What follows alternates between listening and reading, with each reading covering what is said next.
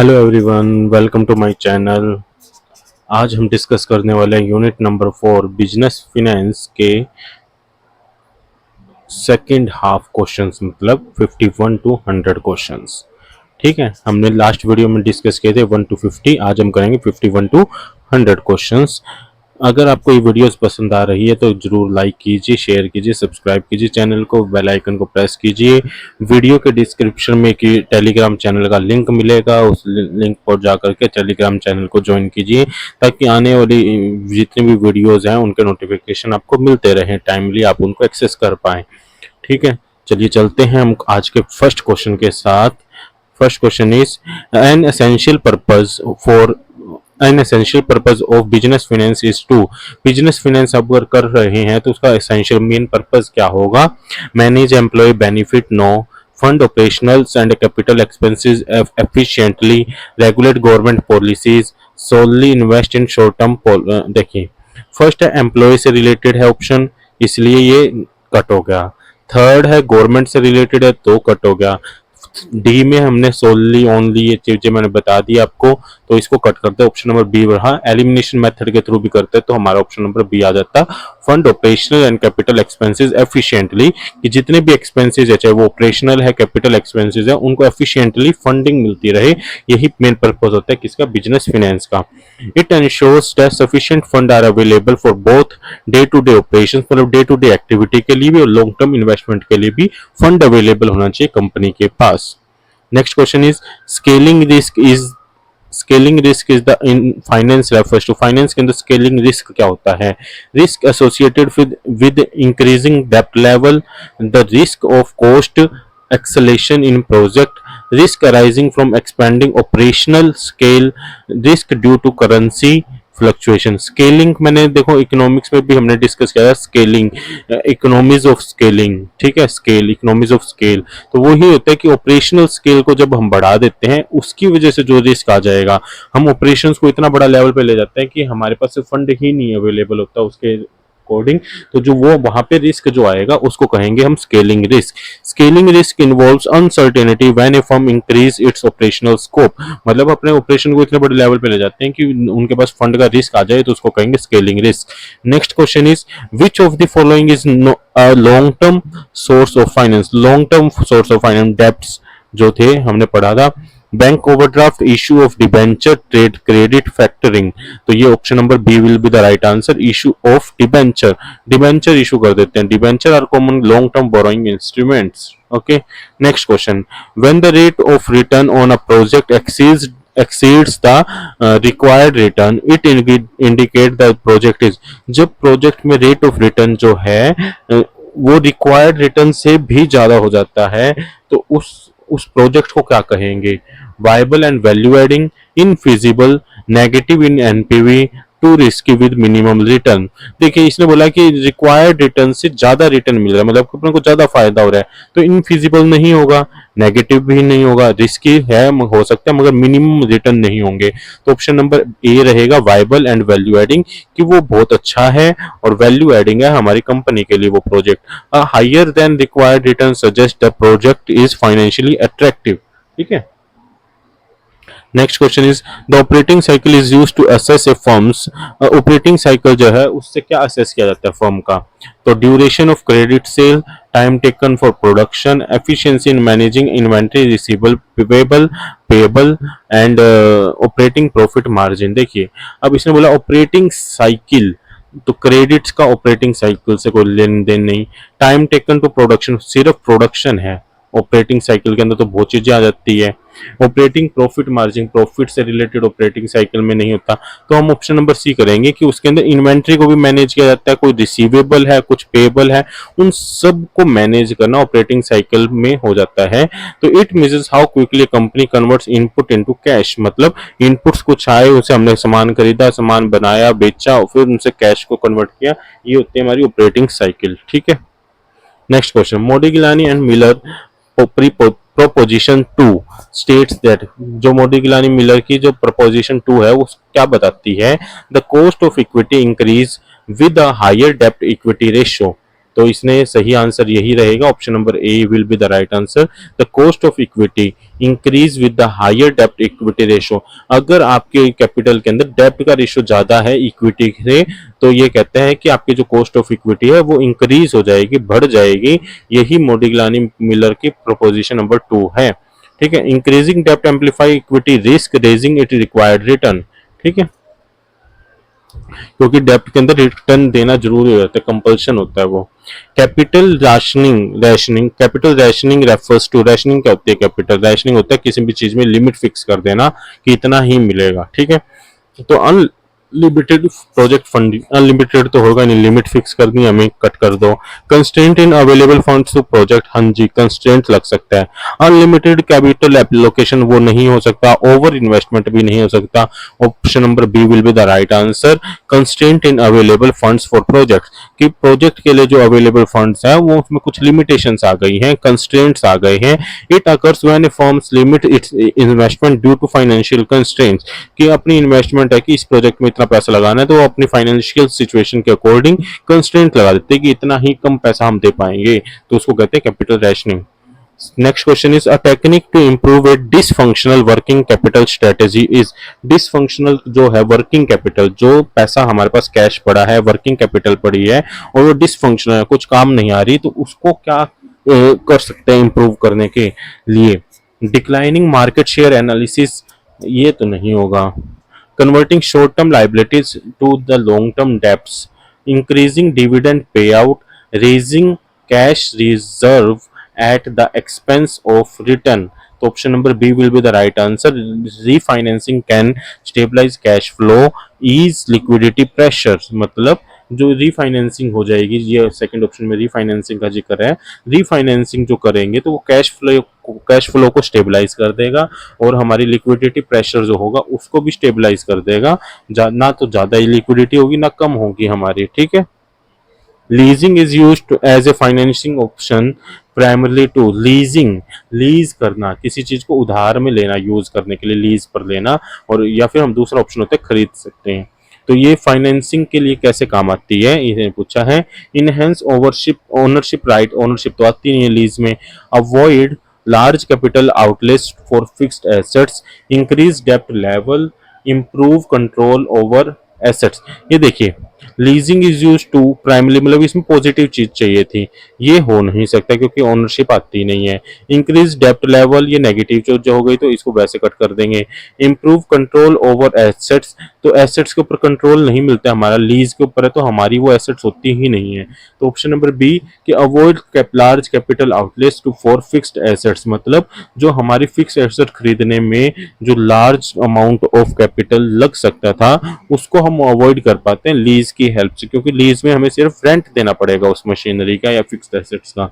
Leasing conserve cash by spreading assets cost over time, मतलब हम lease पे लेते रहते हैं तो वो हर बार क्या है उसका रेंट पे करते रहो जो है। इन राइजिंग इंटरेस्ट रेट इन्वायरमेंट, मतलब कि ऐसा इन्वायरमेंट हो रखा है कि हमारा इंटरेस्ट रेट बढ़ता जा रहा है। A company should ideally, company को क्या करना चाहिए? Increase reliance on long term dept, convert variable rate dept into the fixed rate, invest in short term investment instrument, avoid new financing all together. तो इसमें देखिए ऑप्शन नंबर रहेगा B option, कि जो वेरिएबल रेट के ऊपर हमारे पास डेप्ट थे उनको हम फिक्स्ड रेट के ऊपर कर देंगे, मतलब कि फिक्स्ड रेट वाला डेप्ट बना लेंगे, तो उससे हमारा क्या फायदा हो सकता है, क्योंकि day by day interest rate बढ़ता जा रहा है और हमने फिक्स कर दिया तो वो आज जितना फिक्स करेंगे उतना ही रहेगा, उससे ऊपर चाहे मार्केट में कितना भी इंटरेस्ट रेट बढ़े हम पर कोई इफेक्ट नहीं पड़ेगा। ठीक है, द मेन लिमिटेशन ऑफ पे back period method is that, पे बैक पीरियड के बारे में हमने लास्ट वीडियो में डिस्कस किया था, उसका लिमिटेशन क्या है, क्या मजबूरी है, क्या नेगेटिव चीज है? Ignore the time value of the money, include all the cash flow, ये तो अच्छी बात हो गई। It too complex, over estimate risk, तो ये ऑप्शन नंबर क्या रहेगा? ए आंसर रहेगा। इग्नोर द टाइम वैल्यू, हम क्या कर रहे हैं, पे बैक पीरियड देख रहे हैं कि हमारा पैसा कितने दिनों में वापिस आ जाएगा, मगर हम यही नहीं देख रहे कि उतने दिनों में हमारा जो पैसा लगाया है उसकी वैल्यू क्या रह जाएगी, उसके बारे में इसके अंदर कोई भी डिस्कशन नहीं होता है। यही इग्नोरेंस है इसके अंदर, लिमिटेशन है इसके अंदर पे बैक पीरियड मेथड के अंदर।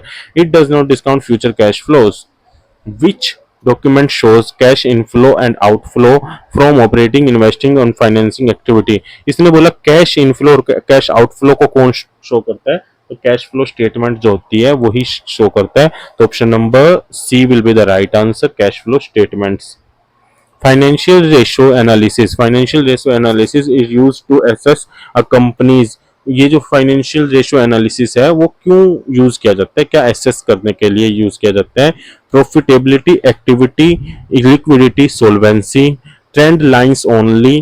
देखिए, comparative statistics only, statistical regression, accuracy. देखिए, अब एनालिसिस कर रहे हो तो वो एक्यूरेसी की जानकारी के लिए, तो रिग्रेशन एनालिसिस एक्यूरेसी के लिए तुम करेंगे नहीं। यहाँ पे ओनली ओनली देख के ही कट कर दो। तो option number A will be the right answer कि हम फाइनेंशियल रेशियो एनालिसिस यूज करते हैं प्रॉफिटेबिलिटी चेक करने के लिए, एक्टिविटी चेक करने के लिए, लिक्विडिटी चेक करने के लिए, सोल्वेंसी चेक करने के लिए।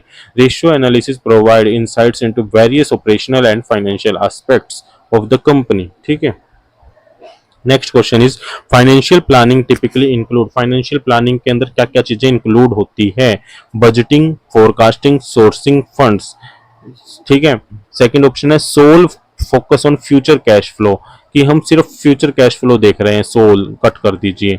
एक्सक्लूडिंग कैपिटल बजटिंग, एक्सक्लूड कर दिया कैपिटल बजटिंग को, कट कर दो। Ignoring market trend, market trend को इग्नोर करना भी गलत है, तो इसको भी कट कर दीजिए। Option number A will be the right answer. It involves A comprehensive look at future financial need, future को भी देखना और रिसोर्स एलोकेशन भी करना, और वो रिसोर्स आएंगे कहां से, हर चीज को देखना ही फाइनेंशियल प्लानिंग है। A sinking fund is defined as, sinking fund क्या होता है और उसकी डेफिनेशन क्या होती है?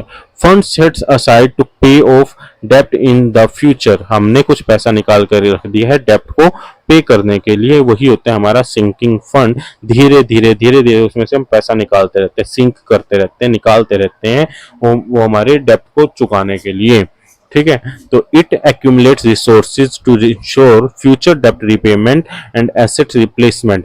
मतलब हम इसके अंदर पैसा इसलिए डालते हैं कि हमारी जो फ्यूचर की डेप्ट पेमेंट होगी वो कर सके, और एसेट को रिप्लेस करने की जहां पे नीड आए उस एसेट्स को हम बिना कुछ सोचे रिप्लेस कर पाए, उसी के लिए हमारा बनता है सिंकिंग फंड।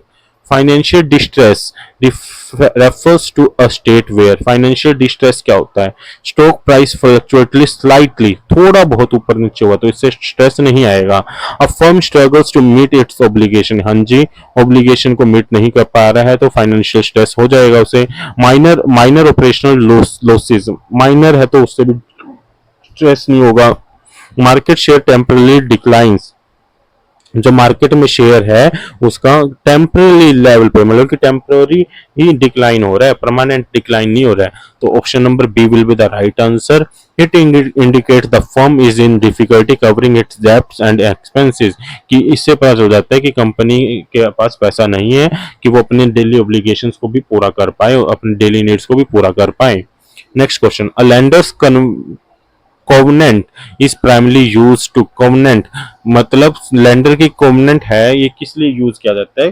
ठीक है, improve restriction on borrower activity, कि इससे एक रिस्ट्रिक्शन लग जाती है बोरोवर के ऊपर कि जो भी एक्टिविटी करने वाला है उसके ऊपर रिस्ट्रिक्शन लगा देंगे, कुछ कानून लगा देंगे। ठीक है, गारंटी प्रॉफिटेबिलिटी, प्रॉफिटेबिलिटी बढ़ा देते हैं। Ensure rapid capital gains, increase dividend pay out. तो इसमें हमें पहले तो मीनिंग पता होना चाहिए कि लीडर्स कोवेनेंट का मीनिंग क्या है, लैंडर्स कोवेनेंट का मीनिंग क्या है? लैंडर कोवेनेंट का मीनिंग है लैंडर के नियम, कोवेनेंट मतलब नियम्स, is primarily used to impose restriction on a borrower's activity. Lender क्या है, कानून बना देता है, नियम बना देता है, रिस्ट्रिक्शन लगा देता है बोरोवर के ऊपर कि तू इस एक्टिविटी के लिए यूज कर सकता है, ऐसा कुछ। ठीक है, covenant protect lenders by limiting borrower risk. ठीक है, तो रिस्क भी लेंडर के ऊपर ही होता है कि लेंडर कितना दिलवाना चाहता है उसको रिस्क, तो लेंडर्स के कोवेनेंट का मीनिंग है लेंडर के नियम। ठीक है, next question is a potential disadvantage of high financial leverages. Financial leverage किससे रिलेटेड है? डेब्ट से। ठीक है, तो पोटेंशियल डिसएडवांटेज क्या होगा? इंक्रीज बैंकरप्सी रिस्क, हाँ जी हो सकता है। Lower tax sheet, reduce return on equity, excess liquidity। तो option number A will be the right answer. Increase bankruptcy risk मतलब जब डेप्ट होता है तो हमारी कंपनी में प्रॉफिट हुआ नहीं हुआ, उस कंपनी को उस डेप्ट का जो पेमेंट है, मतलब कि डिविडेंड कह दीजिए, उनका प्रॉफिट कह दीजिए, उनके ऊपर इंटरेस्ट कह दीजिए, वो उनको पे करना ही पड़ेगा। तो ऐसा भी हो सकता है कि हमारी कंपनी लगातार लॉस में जाती जाए और हम पे करते जाए, तो हमारी कंपनी बैंकरप्ट हो सकती है। तो ये option number A will be the right answer. An expansion bond is issue to, expansion bond, expand करना, उसका बॉन्ड किसको इशू किया जाता है? Finance expansion project without greatly altering capital structure, मतलब जो एक्सपेंशन के जो हमारी कंपनी के प्रोजेक्ट होंगे उनके अंदर पैसा लगाना विदाउट कैपिटल स्ट्रक्चर की चेंज के, ऑल्टर करे, मतलब कि ऑल्टर मतलब चेंज की। तो option number A will be the right answer कि हम एक्सपेंशन प्रोजेक्ट के अंदर पैसा लगा रहे हैं बट हमारा कैपिटल स्ट्रक्चर इन्फ्लुएंस नहीं हो रहा है, ऑल्टर नहीं हो रहा है। ठीक है। The decision between leasing and buying an asset is generally based on, lease करना है वो एसेट या बाय करना है, उसके डिसीजन किस चीज के ऊपर होता है? Maximum tax liability, total cost benefit analysis over the assets life. हाँ जी, ये आंसर ठीक रहेगा कि हम ये डिस्कस चेक करते हैं कि जो एसेट की लाइफ है उसके अंदर, उस लाइफ टाइम के अंदर उसका कितना तो बेनिफिट होना है और उसकी कितनी कॉस्ट है, तो उसको एनालाइज करके हम देखते हैं कि कब उस एसेट को खरीदना चाहिए, लीज पर लेना सही रहेगा। ठीक है। The decision require comparing life cycle cost and benefit, मतलब उस एसेट्स की लाइफ साइकिल के कॉस्ट और बेनिफिट दोनों चीजों को हम एनालाइज करते हैं। Which budgeting method requires all expenses to be justified for each new period, मतलब कि ऐसा कौन सा बजटिंग मेथड है जिसके अंदर हर साल हमें एक्सपेंस को नलिफाइड करना पड़ता है, जस्टिफाइड करना पड़ता है, जीरो करना पड़ता है? तो option number A is zero based budgeting, incremental budgeting, flexible budgeting, static budgeting. तो ऑप्शन देखिए, जीरो करना, जस्टिफाई करना, तो जीरो बेस्ड बजटिंग होगा इसका answer. Zero based budgeting builds each periods budget from scratch ensuring efficient resource allocation, मतलब हर साल हम जीरो लेके चलते हैं, स्टार्टिंग से नया स्क्रैच से बिल्कुल बजट बनाते हैं, एफिशिएंट रिसोर्स एलोकेशन होता है हर साल। ठीक है। Risk premium in finance is defined as, risk premium क्या होता है ये हमने पहले भी डिस्कस किया इकोनॉमिक्स वाली वीडियो के अंदर। जो रिस्क बढ़ा हुआ मिलता है उसके अगेंस्ट जो हमें कंपनसेशन मिलता है उसको कहते हैं risk premium. The expected return over the risk free rate, हाँ जी यही आंसर रहेगा कि रिस्क फ्री रेट से ऊपर जो रिटर्न मिल रहा है, एक तो लिमिट था कि इतना रिस्क फ्री, इतने लिमिट तक रिस्क नहीं है, इससे ऊपर में रिस्क है, तो रिस्क फ्री रेट से ऊपर जो हमें रिटर्न मिल रहा है, बेनिफिट मिल रहा है, एक्स्ट्रा बेनिफिट जो मिल रहा है उसको हम कहते हैं risk premium. It compensate investor for taking additional risk, additional risk के लिए जो हमें बेनिफिट मिलेगा उसको कहते हैं risk premium. Next question is the term monetary leverage is sometimes used interchangeably with, monetary leverage हमने 2-3 क्वेश्चन भी पढ़ चुके हैं इससे रिलेटेड। मॉनेटरी लेवरेज मतलब फाइनेंशियल लेवरेज, ये दोनों हम सिनोनिम के हिसाब से यूज कर लेते हैं कई बार, इसने यही पूछा था। तो मॉनेटरी लेवरेज का सेकंड नाम क्या है? Financial leverage. A key assumption of discounted cash flow DCF, discounted cash flow analysis is that, assumption क्या है discounted cash flow की? future cash flow are known with certainty, नहीं ये तो हो ही नहीं सकती कि हम फ्यूचर कैश फ्लो को सर्टेनिटी से जान सकते हैं। Cash flow grow at a constant rate forever, constant rate पे नहीं, कभी कम बढ़ता है कभी ज्यादा बढ़ता है, ये भी हम assumption नहीं रखेंगे। Cash flow can be forecasted reliably using historical data, हाँ ये हो सकता है कि हिस्टोरिकल को डाटा को देख करके हम फोरकास्ट कर सकते हैं कि कैश फ्लो कितना हो सकता है। The discount rate is irrelevant, तो रिलेवेंट नहीं है तो हम बात क्यों कर रहे हैं? तो option number C will be the right answer. Accurate forecasting of cash flow is critical to DCF analysis. ठीक है। Levered beta is use to measure, ये जो लीवर्ड बीटा है वो किस लिए, किस चीज को मेजर करने के लिए यूज किया जाता है? The risk of unlevered asset, levered unlevered opposite हो गई चीजें। The equity risk considering the firms capital structure, equity risk considering the firms capital structure, हाँ जी मेजर कर सकते हैं कि इक्विटी का रिस्क कितना है कैपिटल स्ट्रक्चर को देख के। ठीक है। The cost of long term project, the risk premium on डेप्ट ओनली, ओनली कट कर दो, cost of long term project. तो ऑप्शन नंबर बी और सी में से चूज करना तो ऑप्शन नंबर बी चूज कीजिए। Levered beta adjust the added risk from using डेप्ट फाइनेंसिंग। ठीक है। Which metric reflect the reward for risk taken by investors. Risk जो इन्वेस्टर लेते हैं वो कौन सी मैट्रिक है जो रिफ्लेक्ट करती है? Sharpe ratio, current ratio, quick ratio, डेब्ट to equity ratio. Option number A will be the right answer. The Sharpe ratio offers a risk adjusted measure of return, कि रिस्क को एडजस्ट करके भी return मिलता रहे, उसी के मेजर को हम कहते हैं क्या, मतलब कि sharpy ratio. Comprehensive financial planning involves, comprehensive होता है इंक्लूसिव, जिसके अंदर सारी चीजों को इंक्लूड किया गया हो। तो assessing current position, forecasting future needs and sourcing fund, हाँ जी यही है। सेकंड है only preparing future, only cut कर दो। Limiting capital budgeting choice, limit कर रहे हैं तो गलत हो गया, नेगेटिव चीज हो गई। इग्नोरिंग एक्सटर्नल मार्केट, इग्नोर कर रहे हैं, छोड़ रहे हैं, उसको भी नेगेटिव हो गई। कॉम्प्रिहेंसिव करना है हमें, तो कॉम्प्रिहेंसिव में बचेगा option number A. It merge present analysis with future projection and funding strategies, past future और प्रेजेंट हर चीजों को मिलाकर के कॉम्प्रिहेंसिव प्लानिंग होती है। ठीक है। A tax advantage of dept financing is provided by, dept financing जब हम करते हैं उससे टैक्स बेनिफिट कैसे मिलता है, टैक्स एडवांटेज कैसे मिलता है? The tax shield on interest payment, मतलब हम जो इंटरेस्ट पे कर देते हैं वो भी टैक्स डिडक्टेबल होता है, टैक्स नहीं देना पड़ता उसके ऊपर। Option number A will be the right answer. Explanation is interest expense is tax deductible, मतलब कि जो एक्सपेंस हम कर रहे हैं इंटरेस्ट पे करने के लिए वो टैक्स डिडक्टेबल होता है। Lowering the affect cost of dept, affective cost of डेप्ट, तो क्या है, डेप्ट की कॉस्ट को कम कर देता है वो। Net profit margin is calculated as, option number net profit margin calculate करने के लिए option number A will be the right answer. Net income, उसको डिवाइड करेंगे सेल से, मतलब कि हमने सेल के बाद कितनी इनकम की उसको इनकम को सेल से डिवाइड कर देंगे और मल्टीप्लाई कर देंगे 100 से, मतलब परसेंटेज निकालने के लिए नेट प्रॉफिट मार्जिन की कितना परसेंट का वो प्रॉफिट लिया है उसने। ठीक है। It shows what percentage of sale is converted into profit, percentage निकालना। Which financing option is considered more flexible informal than a bank loan, तो venture capital, trade credit, public deposit, issuance of debenture. तो ये question हमने last video में भी किया है।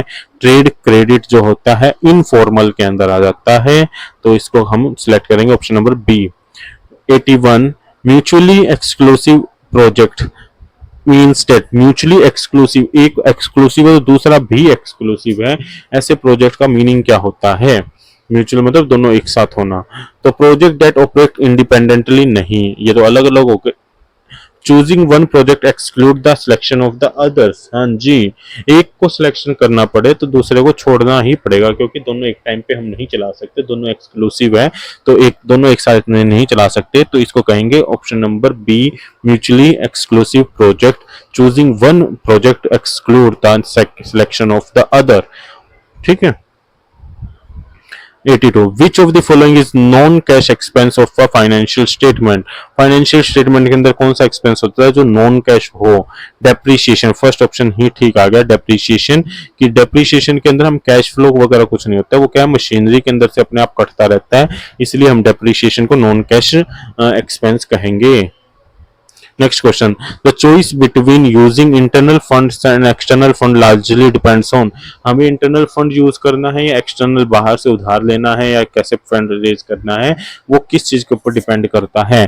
Availability, cost, financing constraints, हाँ जी यही रहेगा कि हमारे पास कितना अवेलेबल है वो देखना पड़ेगा, क्या कॉस्ट पड़ेगी, किसकी कॉस्ट कम पड़ेगी वो देखना पड़ेगा, और फाइनेंसिंग कंस्ट्रेंट्स क्या है, हमारे पर क्या रूल्स रेगुलेशन लगे हुए हैं वो भी हमें देखना पड़ेगा।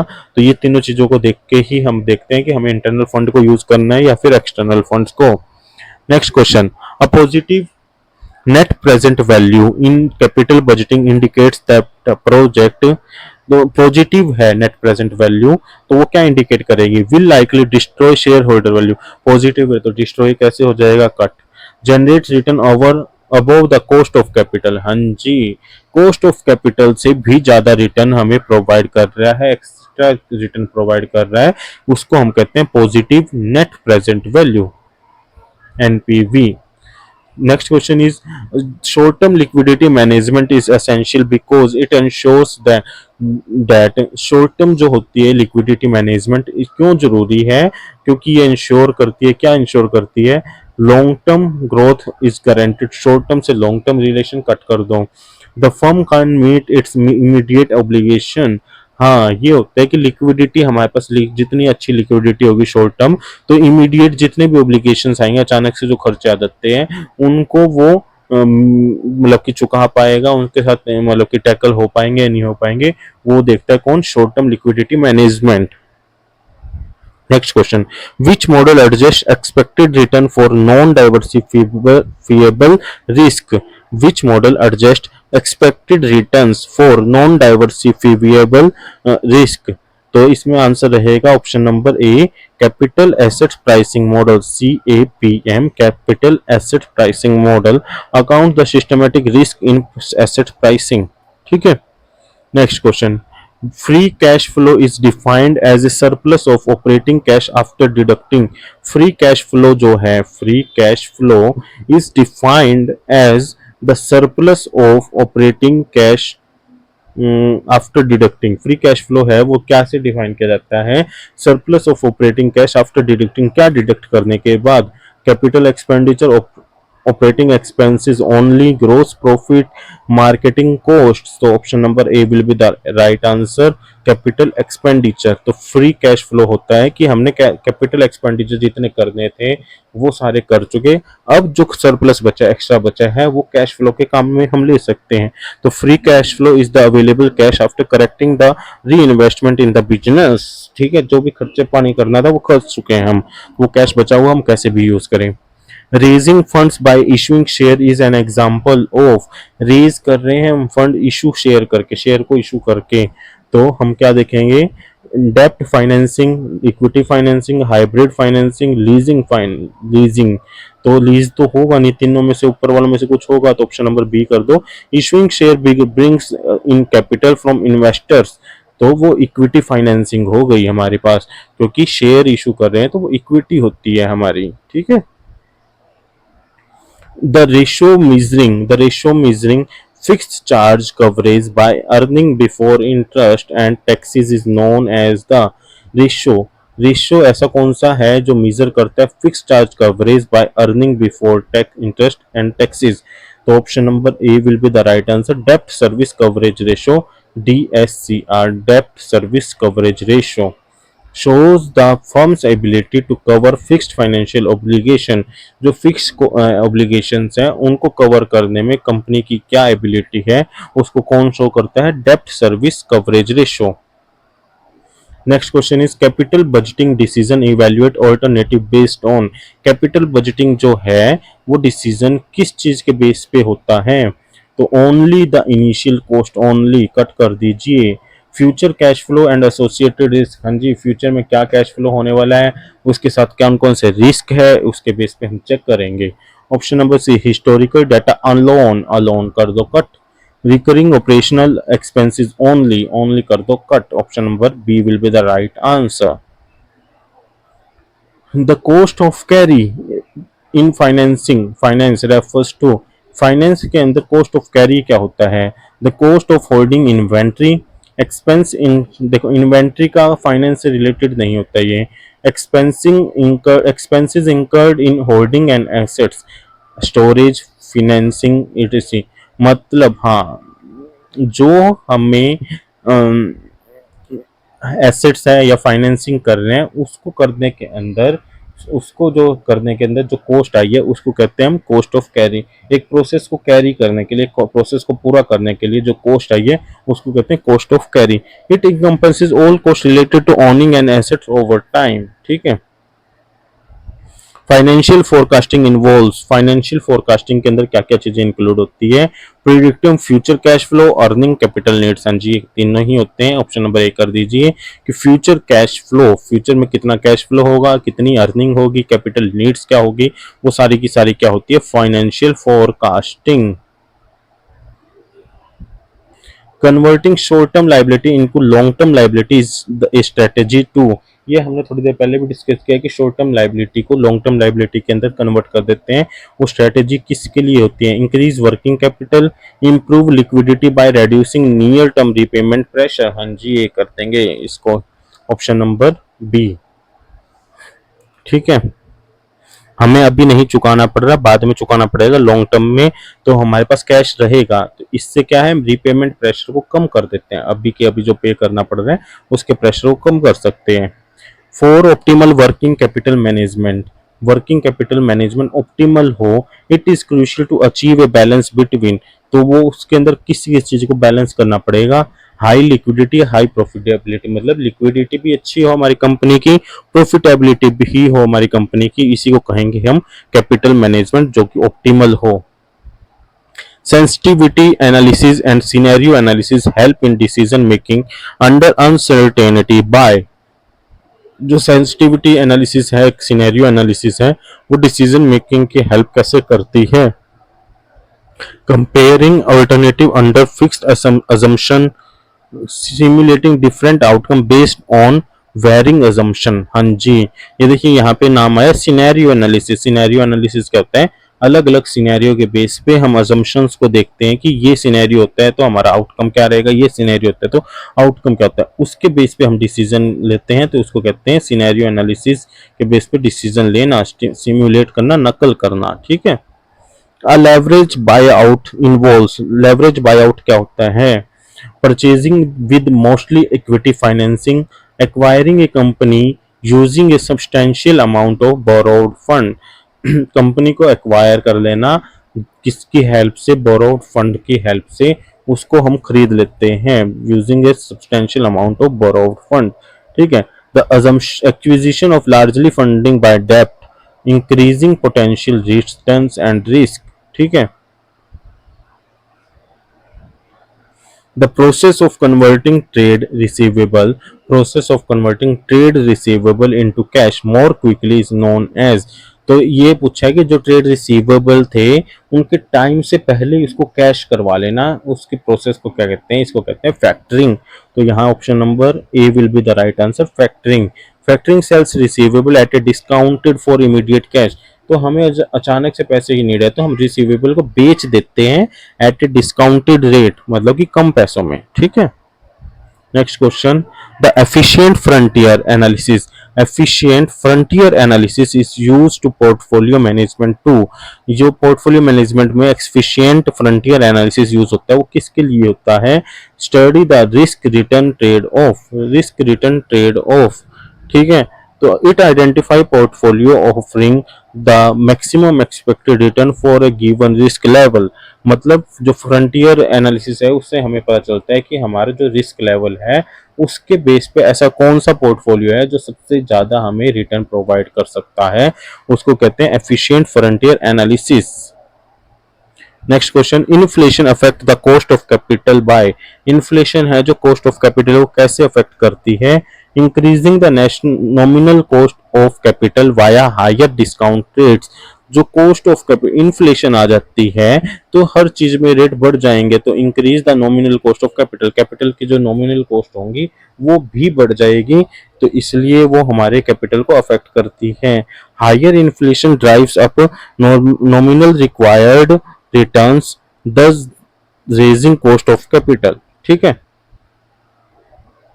नेक्स्ट क्वेश्चन आज की वीडियो के लिए लास्ट क्वेश्चन रहेगा, इस यूनिट का भी लास्ट क्वेश्चन रहेगा, यूनिट नंबर 4 का।